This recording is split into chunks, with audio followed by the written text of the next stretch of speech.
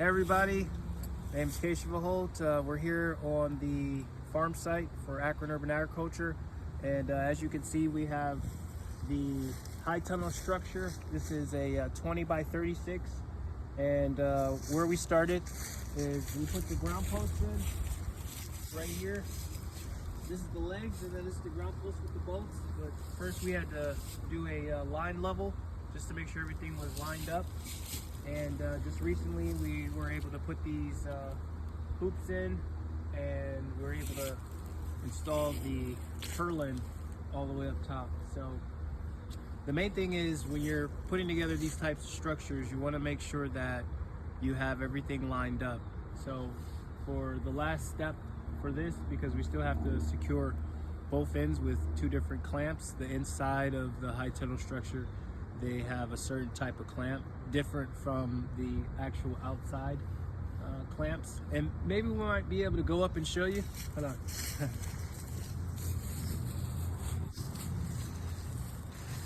you guys real quick. Okay. All right, we're going high up on the ladder.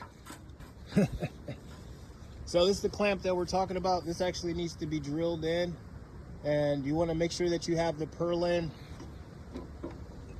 to where it's going to about right here. You don't want it to pass up the actual hoop, because then that'll create some stability issues when you have your snow and wind loads that occur during the different seasons. And we're just gonna take a quick tour around the high tunnel real quick.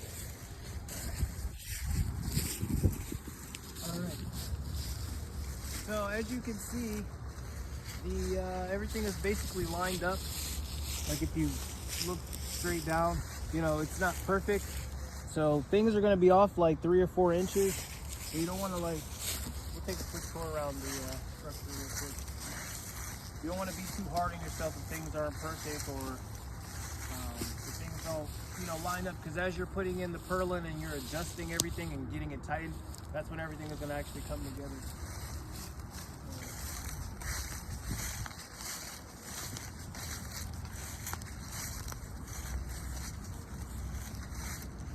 Now here on this end, this is actually one of the last steps that we need to do.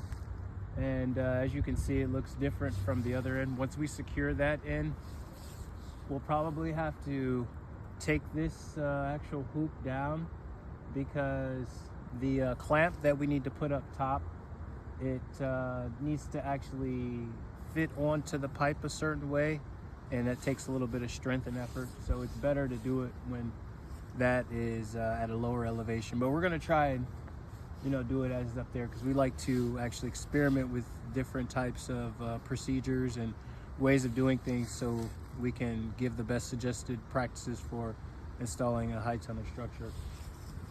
But yeah, this is fine. I mean, this is something that you know, you can have, you know, like this overnight, but you just want to make sure that you get it taken care of as quickly as possible. But once we put that other clamp in, as you can see, there's a gap space. We're going to push that closer, and then it's just going to tie in, and then it'll make the structure more enclosed. How we're doing on time? Wow, getting close. Okay. Yeah, we got some broccoli right here too. We got some good stuff going on. We'll have even more once this is all done. And let's see. The next step would be us putting in the other side purlin right when everything starts to curve, and then we'll be ready for the plastic.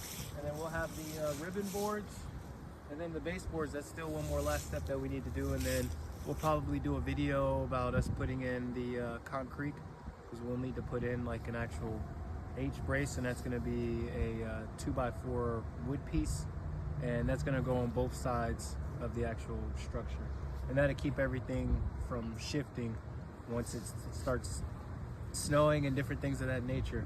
And also, if you can see, if we can do our best to help you see that we're on a slope, and towards that area where we were at earlier, that is a higher elevation, and on the end that we're at, it's at a lower elevation. So eventually we're going to have to start bringing in some soil.